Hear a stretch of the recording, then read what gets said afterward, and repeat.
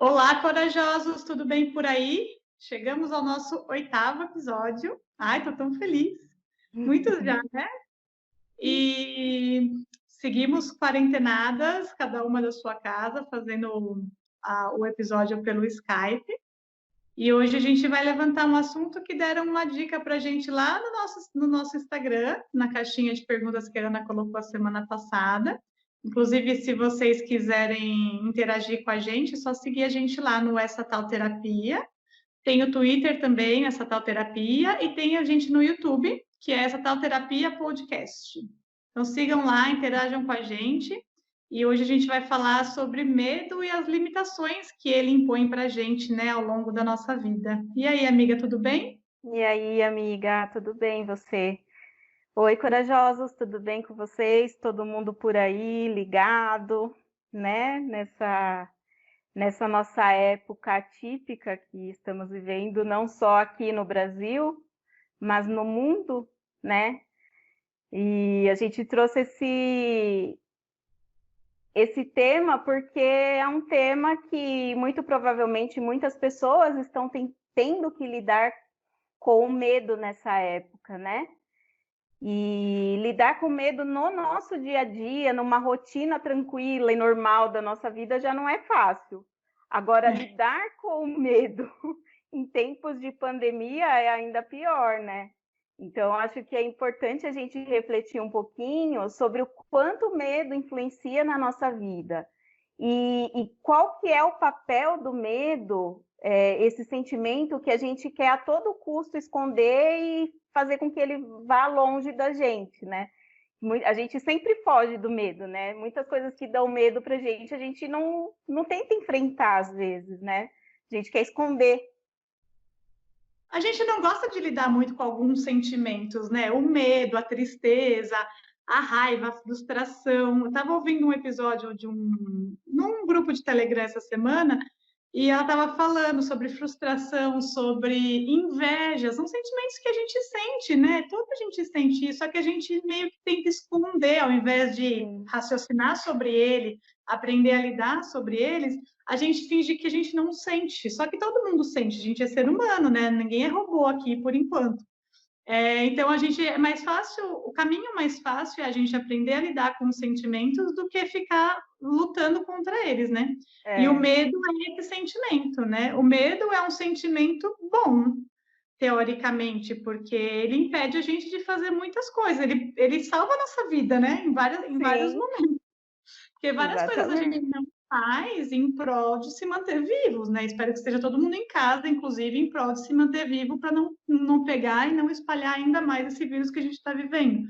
Mas em outras situações, para atravessar a rua, você não frequenta lugares que é julgado perigoso, você não viaja para lugares que tem guerra, enfim, tem várias coisas que a gente faz na vida que o medo é responsável, né? E ele é ótimo. Sim, Porque assim como a ansiedade, acho que quando ultrapassa um limite e a gente não sabe lidar, ele se torna prejudicial. Porque aí ele te impede de fazer várias coisas que, de repente, seriam legais para sua vida, né? sim. E a gente fica se limitando, né? É. O medo não é um sentimento assim muito fácil, igual a ansiedade, da gente entender e compreender muitas vezes, né? Não é que ele é aceitável, ele não é um sentimento que deve ditar as regras da nossa vida, né? Ele dita as ações da nossa proteção, que é aquilo que você falou. Então, nessa época dessa pandemia, a gente não está com medo de se contaminar ou de contaminar o outro, então a gente vai seguir as regras, né? Fazer as ações para a nossa proteção, para a proteção dos nossos próximos, né? Então, o medo, ele é essencial para isso.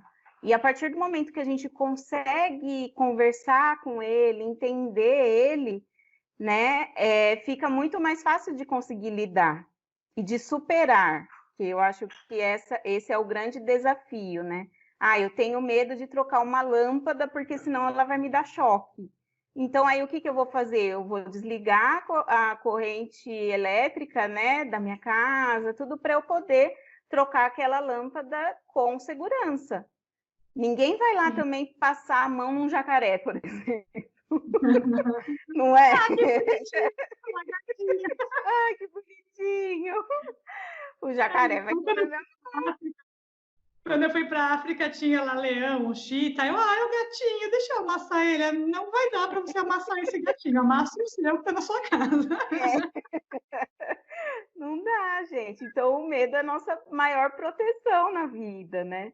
E quando ele paralisa a gente, quando ele faz a gente não conseguir superar, não conseguir avançar e caminhar, aí que é a hora da gente parar, pensar e até procurar alguma ajuda. O medo excessivo, assim como a ansiedade, ele se torna um transtorno, que não sei se você conhece, as pessoas que têm a síndrome do pânico, geralmente, assim, ela tem a crise de pânico, que é um medo excessivo. Então, muitas vezes é o medo de morrer, é o medo de, né?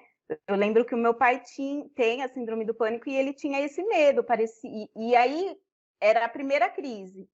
As outras crises, elas acontecem com medo de ter novamente aquela crise. E aí ele vai virando um ciclo, entendeu? Então eu tenho medo, aquele medo excessivo, depois para, só que aí você continua com medo daquele medo voltar, entendeu? E aí é esse tipo de medo que é necessário procurar ajuda médica. Não tem como superar ele assim sozinho, é uma coisa muito, muito forte. Entendi. Nesses casos mais excessivos, a gente sempre aconselha as pessoas a buscarem ajuda, porque não é natural, né? E você também não precisa conviver com isso. Existem tratamentos e você pode ir atrás. O bom do que a gente está vivendo hoje, eu acho, é uma era de informação e de tratamentos, né? Então, nada você é obrigado a conviver. Se é uma coisa que está em excesso e está te incomodando, vai atrás, não existe em buscar ajuda, né? Porque não é natural e não é, e como a gente já falou aqui, quando você tem problemas, acaba reverberando na sua família, na sua vida toda, no seu trabalho. Então, assim, não tem por que não buscar ajuda quando já está num estágio muito alto, né? Hoje o que a gente vai tentar conversar aqui são os métodos que a gente usa para tentar driblar o medo, porque eu acho que o primeiro passo para a gente começar essa conversa de como lidar com o medo, além do que ele é bom para a gente, é a gente entender que todo mundo tem medo, gente. Todo mundo tem medo e todo mundo tem limitações.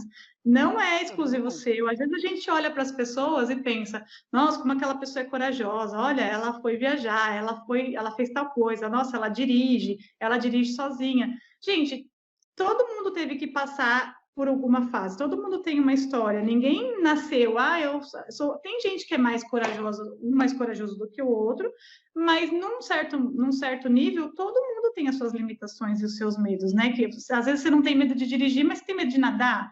Às vezes você não tem medo de andar de avião, mas você tem medo de andar de bicicleta. Enfim, não pode não ser os mesmos, mas todo mundo tem. E aí o que faz a gente não ficar preso a isso é a gente dialogar com a nossa cabeça, né? E tentar de alguma forma ultrapassar essa barreira, né? Que é costumo falar que é uma linha entre o medo e a ação. Você precisa só dar um passinho para atravessar a linha. Então não se comparar e não achar que o outro é mais corajoso que você já é um bom começo, porque a gente tem que sempre lembrar que todo mundo tem uma história, todo mundo tem um processo, está ali porque passou por um processo. Então, não se compare, porque a gente tem uma mania de se maltratar, eu acho, porque eu não sou corajosa, porque eu não tenho capacidade de fazer isso. E não é assim, porque o fulano tem, eu não tenho. Não é isso. Todo mundo é capaz, todo mundo tem um lugar no mundo, como a gente já falou no episódio passado. Só precisa aprender a lidar com as questões. Então, não se comparar, para mim, é um passo inicial importante. Sim. Nesse ponto dos passos, eu lembro que quando eu era adolescente, eu tinha muito, muito medo de dirigir. E nossa, achava que eu nunca ia conseguir dirigir, porque eu sempre tive muito medo de acidente de carro, né? E aí eu ficava pensando, meu Deus, eu vou sofrer algum acidente, né? De causar algum acidente. Então eu tinha medo. E aí uma vez a minha irmã foi tirar a carta, né? Eu falei, bom, se ela vai Sua irmã tirar, eu vou. Minha irmã tirou primeiro do que eu. acredita? Não, na Quantos anos verdade, tinha? Você é muito velha. ela começou com 18, acho que ela foi tirar a carta com 18 anos ou 19. Eu tirei carta com 21, 22 já, Nossa, e porque a eu desde tinha, por causa do medo? por causa do medo, eu achava que eu nunca ia conseguir dirigir. E aí ela tirou, ela foi fazer autoescola, eu falei, bom, se as pessoas dirigem é porque aprenderam. E aí eu ficava pensando, bom, eu já aprendi, né, a usar computador, também não sabia. E aí eu pensei, eu vou então um passo de cada vez. Fui fazer autoescola, aí lá na autoescola a gente tem as aulas teóricas, né? E aí você vai aprendendo uma coisinha de cada vez. E aí você vai acabando criando uma confiança naquilo, né? Foi o que aconteceu. Quando eu fui para minha aula prática, a hora que eu sentei no carro, parecia que eu e ele éramos assim um amor de outras vidas. Já era um match. Porque nossa, eu me realizei, assim, é uma coisa que eu gosto, todo mundo sabe que até hoje dirigir é a minha paixão. Eu gosto, não me importo com o trânsito. Claro que, né, tem dias que a gente não gosta muito do trânsito, mas eu gosto de dirigir em qualquer lugar, em qualquer momento, porque aquele medo que eu tinha, eu alcancei esses passos, né? Ultrapassei esses passos e fui ganhando confiança em mim. Então, o medo ele precisa trazer isso para nós, né? Que a nossa ação com relação a ele faça com que a gente cada vez mais se sinta seguro e ganhe confiança em nós. É, porque vamos supor, se você não tivesse medo, ou se a gente não sentisse o medo, né, o ser humano, aí para dirigir, você ia entrar no carro e ia dirigir. Aí, olha que responsabilidade, né? Você não ia saber, você corre o risco de bater, de machucar alguém, você não conhece as regras. Então, assim, fazer a autoescola, aprender com segurança, te prepara para aquilo. Então, você vai aos Sim. poucos. Eu lembro que quem me ensinou a dirigir foi meu irmão mais novo, mas eu tinha 18 anos, ele tinha 16 e ele já sabia dirigir, porque meu pai já tinha ensinado ele, lógico, né? Sociedade Uhum. machista, a gente vive. E Menino, aí, ele falou assim, Fernanda, entra no carro, desliga o rádio, põe o cinto, não deixa que nada tire sua atenção. Aí ele me ensinou na rua, o carro estacionado, a gente ia para frente e para trás com o rádio desligado. E aí eu ficava pensando, nossa, é muita coisa, muito comando, eu nunca vou conseguir dirigir e ouvir música. E assim, hoje eu dirijo cantando igual uma louca, quem me encontra no é. trânsito vai você primeiro aprende a dirigir devagarinho, aí aprendi. Primeiro eu ia para frente e para trás, depois até o final da rua, depois eu fui para a autoescola, aí eu aprendi, enfim. Só que até hoje, por exemplo, eu tenho medo de machucar alguém. Eu dirijo muito consciente de que é uma arma. Tipo assim, eu fico meio tensa, sabe? Assim, de ai meu Deus, se eu derrubar um motoqueiro, se eu atropelar alguém, eu morro de medo disso acontecer. Só que eu não deixo de dirigir, já eu dirijo desde os 18, eu tirei carta com 18. E E, eu vou mesmo assim, entendeu? Eu vou com mas cautela. então, aí você vê que esse seu medo de machucar as pessoas fazem você ter uma ação de dirigir com segurança, de ter cautela, de ter atenção no trânsito, né? Então, ainda assim, esse medo traz essas ações boas, né, de proteção, tanto para você quanto para quem está na rua também.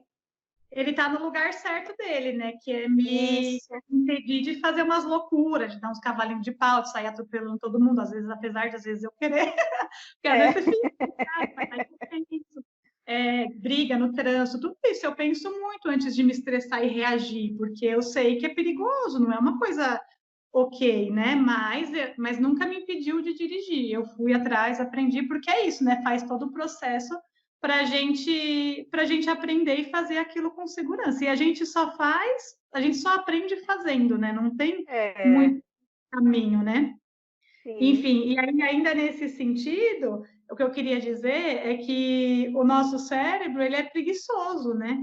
Então, assim, a gente fica nessa zona de conforto, que se você tivesse alimentado o seu medo de dirigir, você ia ficar ali, tipo, não, deixa eu andar de ônibus mesmo. Agora que tem Uber, muita gente desiste de dirigir, porque agora tem Uber, não preciso, entendeu? Então, a gente tem que ter uma atitude, acho que a gente tem que ter uma ousadiazinha para enfrentar o medo, né? É um pouquinho de ousadia dentro da segurança, mas não se entregar para o medo, Uhum, né? exatamente. Que é isso que difere um pouquinho quem toma atitude e quem fica preso, né? Igual gente que tem medo de andar de avião. Meu pai morre de medo de andar de avião, por exemplo. Só que ele anda de avião. Aí ele Uhum, arrumou outras táticas. A tática dele foi estudar, tipo assim, quantas pessoas morrem de avião e quantas pessoas morrem em acidente de carro, por exemplo. Quantas pessoas pegam avião por dia no Brasil? Vamos pensar só no Brasil, em São Paulo, e não acontece nada. Então, é, só que a vontade dele de conhecer lugares no Brasil, meu pai viaja mais para o Nordeste, assim, ele gosta muito de praia. Então, a vontade dele de conhecer é maior do que o medo dele de andar de avião. Então, uhum. aquela frase, se der medo, vai com medo mesmo. É Sim, isso, eu acho que é isso que tem que ser. ele vai com medo mesmo. Aí, acho que hoje em dia o medo dele nem é medo, é uma sensação estranha de estar no avião, porque ele tem medo de altura. Então, acho que nem é medo mais, mas porque o medo também, como o cérebro é acostumado só com com a zona de conforto, com o que ele conhece, ele fica com medo do que é novo. Só que o novo É, só é novo enquanto você não fizer. Se você atravessar a linha e fizer, aquilo não vai mais ser novo. Já vai uhum. ser uma coisa ok para o seu Algo cérebro, conhecido, né?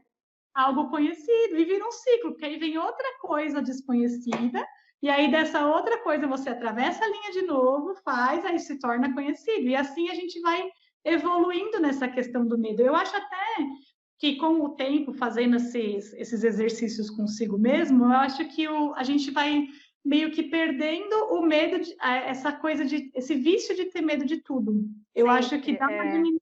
Você não acha? Eu, por exemplo, eu não tenho acho. medos. Eu também não. Eu fiquei, para mim eu pensei muito, né, nessa nossa pauta por causa disso. Eu ficava pensando, mas gente, do que eu tenho medo? E aí eu fui lembrando esses pontos, né? Bom, eu tinha do carro, o do avião, eu também tinha muito medo de andar de avião. E para mim era uma coisa muito distante, primeiro, né? Porque na nossa adolescência, na minha juventude, não era tão normal as pessoas Ai, amiga, andarem de avião, né? Porque avião era coisa de rico. você entrega a Hã? nossa idade falando isso aí. Mas Mas é, amiga. a É pessoa que se arruma. eu não posso falar aqui sobre governo, mas tem uns governantes aí que fizeram os pobres andar de avião. Aí, ó, agora ninguém mais quer que eles voltem. Eu viajei quando eu era adolescente. A primeira vez que eu viajei, acho que eu tinha uns 12 anos. E eu lembro que era um evento, a gente se arrumava para ir para o aeroporto. E aí você sabe que até hoje eu vou para o aeroporto parecendo uma mendiga, né? Tipo, eu pego a roupa mais confortável, porque eu odeio viajar desconfortável. E eu tô sempre correndo no aeroporto, porque geralmente eu chego meio em cima da hora, então é sempre tênis e roupa confortável, até porque eu também sinto frio no avião, então é sempre um moletom. E a minha mãe fica doida, ela fala: Você vai desse jeito para o aeroporto? Você quer que eu vou como? Mas porque Você não, antigamente você era... não vê ninguém bem vestido lá na rodoviária do Tietê. Mas até hoje E, você vê um pessoal meio. Você vê bastante gente ok, com roupa normal, mas você ainda vê gente de salto. Eu acho o máximo quem vai de salto. é, Ah, eu gente, acho assim que. E tinha muito disso, né? Então, imagina. Então, na minha cabeça, eu nunca ia andar de avião, né? Só que quando surgiu a oportunidade, que foi recente, a primeira vez que eu andei de avião foi em 2014, no final de 2014. E aí eu ficava pensando, gente, eu fiz igualzinho seu pai. Bom, mas as pessoas morrem mais de acidente de carro do que de acidente de avião. Qual que é a probabilidade do avião cair comigo dentro? E aí eu cheguei na conclusão que assim o nosso medo também ele vem bastante da nossa falsa sensação de controle sobre as coisas, sim. né? Então, assim, eu tinha que ir. Se o avião fosse cair ou não, eu não tinha como controlar. mas eu tive como controlar o meu aprendizado com relação a dirigir. Só que na questão do avião, eu não tinha como controlar se o piloto ia bem, se não ia, como ia ser, como ia estar a condição do tempo, né? E aí entra a nossa necessidade, às vezes, de se entregar para algumas situações. Então, o nosso medo, às vezes, nos priva de enfrentar situações que vão nos fazer bem depois. Que foi justamente isso. Quando eu estava lá em cima, eu falei, Jesus, que coisa mais linda é essa, esse céu aqui de cima, né? Então, se eu tivesse ficado presa naquele meu medo de não entrar no avião, eu não ia ter vivido uma viagem maravilhosa, não ia ter visto aquele céu maravilhoso, ia ter perdido as oportunidades, entendeu? Exatamente. E outra coisa que eu acho que é interessante a gente pensar é você pensar o que de ruim pode acontecer, assim, de ruim extremo. Por exemplo, a minha mãe, ela tem medo de dirigir para longe, ela só dirige aqui no bairro. Aí, quando é um caminho mais ou menos que ela não sabe, ela não vai. Aí eu falo, mas tá, você tem medo de quê? Tipo, você nunca vai se perder num nível que você nunca mais vai voltar para casa. Só se tiver um Alzheimer. E ainda assim a polícia leva ela para casa. Alguém ajuda, né? É. Ela não é muito adepta ao GPS. Hoje a gente tem GPS, mas ela não é. Pergunta, para e pergunta no posto. Você nunca vai se perder num nível de não voltar. Sabe, o que de fatal vai acontecer se você fizer o que você quer fazer? Aí ela fala assim, às vezes, porque eu não vou, porque eu não sei se tem lugar para estacionar. Vai, chega lá. Geralmente, todo lugar tem lugar para estacionar. É raríssimo um lugar que não tem, ou na rua, ou um estacionamento. Mas ainda assim, o que de máximo vai acontecer se você for chegar lá e não tem onde estacionar? Você volta. Tipo, não tem. Se você começar a pensar por esse sentido, tudo que você quer fazer, põe na balança. O que de mais pior na vida pode acontecer? Tipo, põe, né? O que de fatal vai acontecer? Tipo, igual você com andar de avião, se o avião cair. Mas quantos aviões caem por dia, por ano? Não cai. Então, ainda nesse sentido de não voltar para casa, só uma coisa que eu acho engraçado de falar, quando eu aprendi a dirigir, eu dirigia o Monza Tubarão do meu pai, né? Então eu me sentia a rainha da cocada preta dirigindo aquele carro, era maravilhoso. E aí acho que meu pai nem sabe, mas um dia eu fui no Cambuci, lá de São Bernardo, eu tinha 2, 3 semanas de carta, eu era nova de carta, e fui lá porque eu precisava pagar a parcela da minha formatura. E fui. Eu me perdi no Cambuci. Eu sei que eu fui parar lá na 25 de março e não tinha GPS. Eu não tinha nem aquele GPS de câmerazinha e nem celular, não tinha GPS. Não. Eu sei que eu fui e voltei com um papel do Google que eu imprimi com o mapa, né? E eu me perdi várias vezes, e várias vezes eu parava no posto de gasolina e perguntava, ô moço, como que eu faço para ir para não sei aonde? Onde eu tô? Para onde eu vou? E a sua mãe só teria que fazer isso se ela fosse. Nunca vai se perder a ponto de nunca mais voltar para casa. Eu já fui para lugares bem longe nessa vida, muitos, assim, que até eu chegava e falava, meu Deus, olha onde eu tô. E aí a gente está aqui para contar a história. Acho que esse é um bom exercício de se fazer contra o medo, assim, é você se questionar mesmo, né? O que de pior pode acontecer? Isso serve para tudo na nossa vida, né? Quando a gente começou o podcast, também era um terreno novo para a gente, né? Não foi uma coisa assim. Hoje quem vê fala, nossa, olha, as meninas têm coragem de gravar. Mas no primeiro episódio foi a gente ficava, e aí? Como vai ser? E se ninguém ouvir, você fica com vários questionamentos, né? Tanto que a gente conversou, vamos fazer para nós. Tipo, se ninguém ouvir, pelo menos a gente, sei lá, fica como uma recordação. Então, acho que você colocar um outro ponto no que você está fazendo encoraja também, né? Para você ser o medo de vergonha, ou ninguém vai dar bola. Pensar também o que vai acontecer. O máximo que podia acontecer era ninguém ouvir e a gente guardar para a gente, ou as pessoas ouvirem e gostarem. Então, assim, por que não arriscar, né? E dentro disso, eu coloquei aqui, que é uma coisa que para mim funciona muito, é estar perto de gente que te incentiva. E porque, assim, às vezes a pessoa também tem medo, também tem insegurança, e ela vai passar isso para você, então não ajuda. O ideal é você estar perto de gente que faz, se espelhar em gente que faz, que incentiva, que viaja, que dirige, que anda de avião, que começou um negócio próprio, seja lá o que você quer fazer. Anda com gente que incentiva também, porque isso é muito importante. Eu, quando fui começar a Bombola, não tinha apoio de ninguém na minha casa, por exemplo, porque eu tinha um emprego fixo, né? Eu ia ser louca de sair e começar um negócio sem perspectiva. E hoje, eu sendo dessa parte do empreendedorismo, eu sigo muita gente que empreende. Então, para mim, é maravilhoso e eu acho que todo mundo deveria empreender, porque é um risco. Agora a gente está passando por essa crise que não está fácil para ninguém, mas ainda assim é ótimo, é um aprendizado enorme, é excelente. Por quê? Porque eu só sigo, andar que eu digo é seguir gente no Instagram, se relacionar com pessoas que também que incentivam, né? Que também fazem, assim, que aí você acaba se sentindo um pouco mais seguro, você vê as situações de um lado mais positivo, né? Porque sempre vai ter gente que vai falar que faliu um negócio e tem gente que vai falar que faz sucesso. Então, você vai se espelhar em quem? Quem faliu ou em quem fez sucesso? Né? Exatamente. Porque às vezes a gente tem medo de fazer alguma coisa e vem uma pessoa e coloca mais medo, mais insegurança, e não é o que você está precisando naquele momento, né? Precisa ser incentivador e ser incentivado.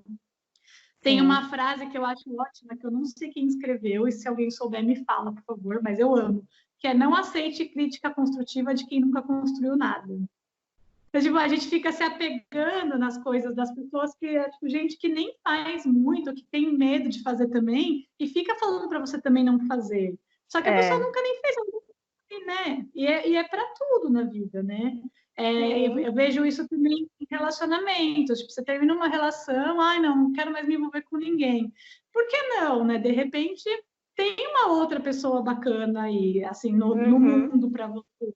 Não tem por que você se apegar ao medo de sofrer porque você sofreu na outra relação. Claro que tem todo um trabalho a ser feito, mas isso não pode ser limitante, né? Não pode te limitar a ponto de você nunca mais viver nada, né? Com essa pessoa que eu tô namorando agora, no começo, quando a gente se conheceu, eu também fiquei com medo. Tava tudo tão legal, tudo tão interessante, e ainda assim eu meio que paralisava, tipo, meu, será que eu devo ir? Será que eu devo insistir, investir? Você fica meio assim, por mais que todos os sinais estão dizendo que sim, mas você fica meio, né? Talvez para você não cair de cabeça, que é o que a gente já mas conversou, né? Do mas nosso não é para medo você de deixar que vai dar alguma coisa errada. É só para você ter cautela, né? Mas ir, porque tem muita coisa depois da linha, gente, que é muito legal. Eu e a linha. Mas o nosso pensamento também, ele acaba boicotando a gente, né? E aí a gente tem que entender que, assim, existe... O nosso pensamento, ele vive de hipóteses. E se a gente fica se apegando a essas hipóteses, a gente tem medo de ultrapassar a linha, que é isso que você falou. Ah, mas como que eu vou? E se vai ter um outro relacionamento for igual? E se, e se? Gente, e se? E se a gente ficar só pensando nisso, a gente não vive, né? Então, assim, a gente tem que lidar com o nosso pensamento de forma que a gente consiga conversar com ele, entender ele e para que quando a gente chegar lá no real, no que é concreto, saber como vai lidar, né? O problema é quando o nosso pensamento boicota a gente e faz a gente estacionar. Que imagina se você não tivesse ido, né? Se você não tivesse ultrapassado a linha com o seu namorado, quantas coisas boas vocês não teriam vivido. Sim, E é para tudo, né? Você sabe que até hoje, quando eu vou para um lugar novo, eu amo viajar. Quando eu vou para um lugar novo, eu fico com frio na barriga, eu fico, ai, será que eu deveria ter comprado essa passagem? E eu amo, é uma coisa que eu amo fazer, e mesmo assim o meu cérebro me põe uns obstáculos, e aí eu vou mesmo assim, e quando as coisas acontecem, eu amo de paixão, eu amo as experiências. Então, assim, até para mim, que viajar já é um terreno conhecido, quando eu vou para um lugar que eu nunca fui, eu sinto medo. Só que eu vou ainda assim. Eu fico pensando, Fernanda, tanto você gosta, é legal, você vai. Porque você vai para lugares que você nunca foi, ver gente que você nunca viu, comer comida que você nunca comeu. É muita informação para o cérebro, é muita coisa nova. Ele não quer lidar com isso. Só que a gente Sai vai mesmo. totalmente da zona de conforto, né? Completamente, completamente. Você nunca sabe o que vai acontecer. E de todas as, acho que de todas as viagens que eu já fiz, por exemplo, nunca passei um super perrengue para me paralisar e me traumatizar. E aí acho que é por isso que vai diminuindo sentir esse medo que te paralisa. Conforme você vai fazendo as coisas, são pequenos passos. Também não adianta achar que você tem medo e aí você já vai fazer uma coisa extraordinária. É, exatamente. Vai fazendo aos poucos e aí é um exercício mesmo, né? É uma práticazinha que daqui a pouco vai ficando que nem todas essas formas de exercitar que a gente está falando aqui. Para mim é automático, não é mais assim uma coisa de eu ficar pensando e refletindo. Não, eu já se me dá um pouquinho de medo, eu já penso, mas Fernanda, é só porque você não conhece, vai e faz. Hoje já é muito mais automático, tem pouquíssimas coisas. Eu não sei, na verdade, nomear coisas que eu realmente tenho medo. É, Porque não penso muito nisso. eu vou falar o último medo que eu ainda tenho hoje, mas no final. Mas eu queria falar um dos medos, que é isso que você falou, que dá fio da barriga, que é isso, mas que depois ele se torna um medo mais tranquilo, né? Quando você começa a lidar. A primeira vez que eu fui fazer uma demissão, que eu fui demitir uma pessoa, gente, eu acho que a pior parte de ser líder, né, de trabalhar com gestão e tudo é a parte da demissão, porque por mais que aquela pessoa que está na sua equipe te dê algum problema, são tantas outras coisas que a gente pensa, assim, a gente que trabalha numa questão mais humanitária, né? Porque existem pessoas que demitem, assim, igual aquele Justus lá da televisão, né? Sem pensar, mas a gente fica pensando na pessoa, né? Infelizmente, tem profissionais que ficam pensando nisso. A primeira vez que eu fui fazer uma demissão, eu decidi que ia demitir essa pessoa na sexta-feira. Pior coisa que eu fiz, né? Porque aí eu fiquei o sábado e o domingo o dia inteiro pensando. E toda vez que eu pensava o que eu ia ter que fazer na segunda-feira, minha barriga doía, começava a me dar um calafrio, me dava um negócio assim, que era o medo de como aquela pessoa ia reagir, né? Então, e é aí que está o nosso pensamento que cria as hipóteses e não trabalha com a realidade. E aí, quando aconteceu, quando eu fui, conversei com a pessoa, foi tranquilo, né? Não teve nada daquele monstro que eu criei na minha cabeça. Então, a nossa cabeça cria muito. E aí que a gente precisa planejar. Então, o que eu comecei a fazer depois? Eu sempre planejava o que eu ia falar e planejava as hipóteses. Então, por exemplo, se a pessoa falar isso, eu vou falar isso, entendeu? Se ela se comportar assim, eu vou falar isso, eu vou fazer isso. E aí, quando a gente começa a planejar, o nosso medo também vai ficando mais leve, a gente vai conseguindo lidar com a situação de uma forma mais natural, que é isso que você falou. É porque eu acho que o cérebro começa a entender que ele está numa zona de conforto, tipo assim, eu sei como reagir em diversas situações. Então tá bom, porque o problema é ser pego de surpresa nesse caso, né? Então você não sabe como a pessoa vai reagir e aí você também não sabe como você vai responder. E quando você meio que planeja isso, que é a mesma coisa quando você quer, por exemplo, empreender, fazer alguma coisa, é você estudar, você ir atrás de informação, você estudar, meio que paralelo fazendo, você vai fazendo e vai se aprimorando, porque aí tudo que você tem medo vai diminuindo, porque você já conhece aquilo, né? Então já vai se tornando um ambiente que você conhece, seja na prática ou na teoria, e aí você meio que sabe o que fazer, então já não dá tanto medo. Eu tenho medo, eu lancei a Bom no mercado de casamentos. No começo eu tinha muito mais medo das pessoas não gostarem dos doces não ficar inteiro na mesa.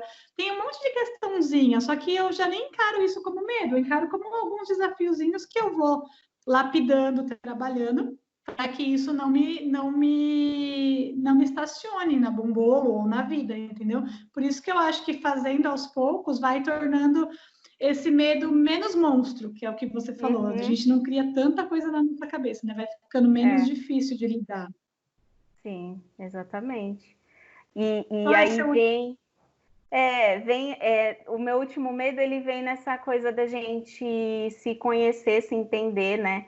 Que é o que sempre a gente ressalta em todos os nossos episódios, o quanto o nosso individual precisa ser reconhecido por nós, né? Então, eu acredito que, assim, entre tantos sentimentos, o medo é aquele que a gente precisa conversar de uma forma muito clara. Então, jogar real mesmo com ele, entendeu? Ei, o que que você está querendo aqui? O que que você está querendo me mostrar? Esses dias eu estava muito ansiosa, né? Com uma energia baixa, tudo. E aí, conforme a gente vai passando os dias, a gente vai reconhecendo algumas coisas que até no nosso corpo vem à tona. Então, eu não estou dormindo direito, eu não estou conseguindo fazer isso, fazer aquilo, estou irritada, estou brigando. E aí, tudo que eu precisava era entender que, diante de toda essa situação que está acontecendo, o meu medo de ficar novamente com a depressão, de vir uma crise depressiva, em mim é grande. E aí, quando a gente consegue conversar com esse medo, entender, bem, o que que você está fazendo aqui, meu filho? Fala para mim, o que que você veio fazer aqui agora? E aí ele, Trata, né? Atrata os medos. isso, e ele vai te dando esses sinais. Entendeu? Que é interessante. E aí, o que que eu preciso fazer com ele? Eu preciso conversar com a psicóloga sobre os meus sintomas. Eu preciso voltar no psiquiatra. Eu preciso fazer atividade física. Todas as ações que eu preciso fazer para me proteger daquela doença que eu não quero que volte, entendeu? Então, na nossa questão de autoconhecimento, conhecer os seus medos, os nossos medos, eu acho que é o mais importante. Hoje em dia, eu também não me vejo uma pessoa com medo, né? Claro que eu tenho medo de assistir filme de terror, mas aí não conta. Só que assim, eu enfrento as coisas e eu enfrento assim, que eu acredito também que vem do nosso caminhar, de tantos desafios que a gente já passou na vida, né? E a gente vai se sentindo mais seguro. Então, eu não tenho medo, por exemplo, de mudar de emprego. Tem muitas pessoas que têm medo. Eu não tenho medo de começar um novo curso, de fazer um curso, sabe? São coisas que eu não tenho, mas o medo de que a depressão volte, eu tenho. Então, quando eu começo a reconhecer esse medo e converso com ele, né? E passo a entender ele, e ele vai me mostrando esses sinais também, é só daqui para frente, entendeu, gente? Fica esperando um milagre, né, amiga? Tipo, você identifica e já toma uma atitude em relação àquilo, porque também não adianta nada, eu tenho medo da crise voltar, mas vou ficar aqui esperando ela aparecer, ou esperando que ela não apareça, sendo que você já está tendo alguns sinais de que ela pode estar voltando. Então, já vou resolver, já vou no médico, já faço, já. Então, se conhecer é muito sobre isso também, para a gente não ficar esperando, né? Esse negócio de sentir medo, você não pode simplesmente achar que um dia o medo vai desaparecer, porque não vai. Se você não trabalhar isso, você vai sempre sentir, né? Então, assim, é aquilo que eu falei, não vai ser uma mudança radical, mas em algum momento, fazendo aos poucos, em algum momento isso vai se dissipando, né? Vai se diluindo e ficando menos difícil. Então vamos para as nossas dicas de quarentena agora, galera.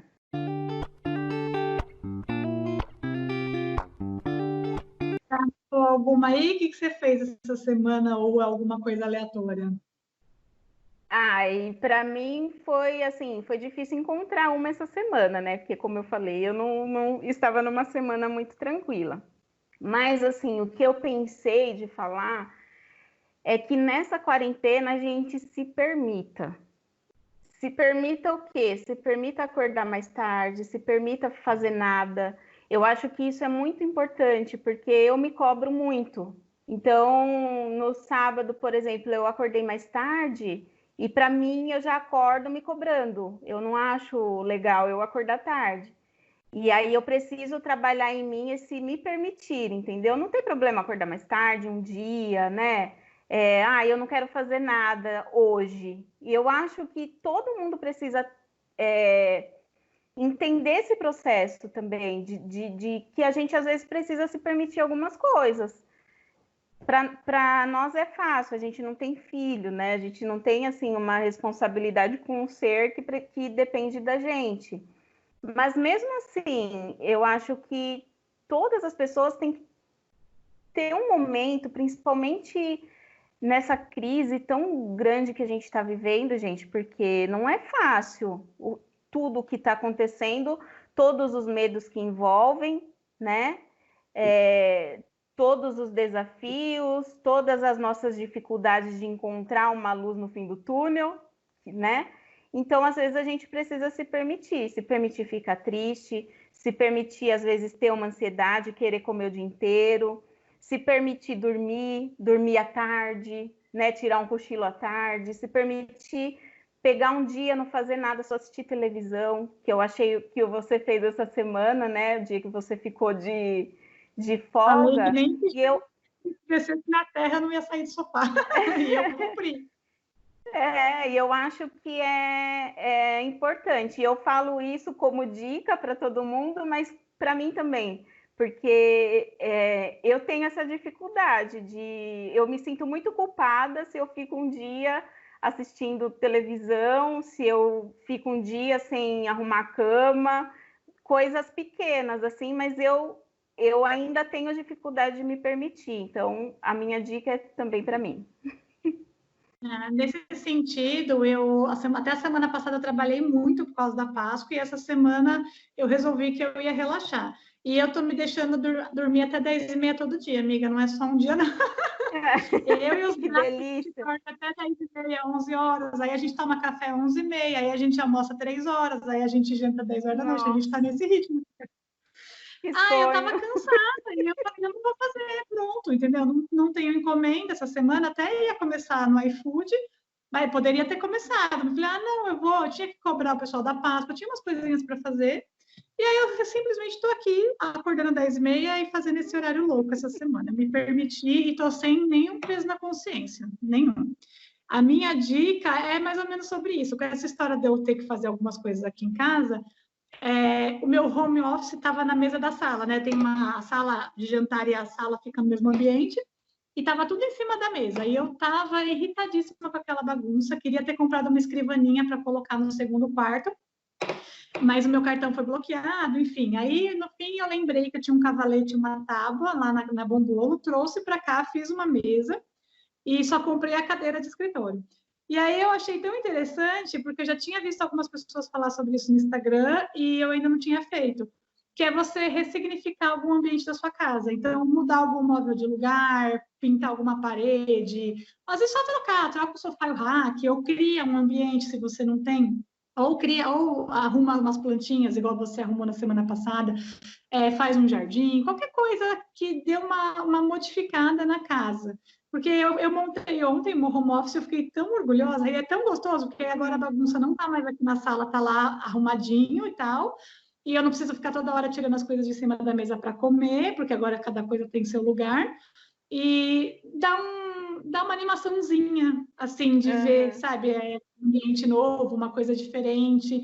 Então, eu acho que é isso, assim, fazer alguma coisa com as próprias mãos, né, eu acho muito legal. Eu sou muito da parte de arteira, né, de artesã, e eu gosto muito. Então, de repente, fazer alguma coisa, ressignificar algum móvel ou mudar algum ambiente, acho que ajuda bastante e traz uma alegriazinha, sai daquele sempre, sabe, sempre a mesma coisa.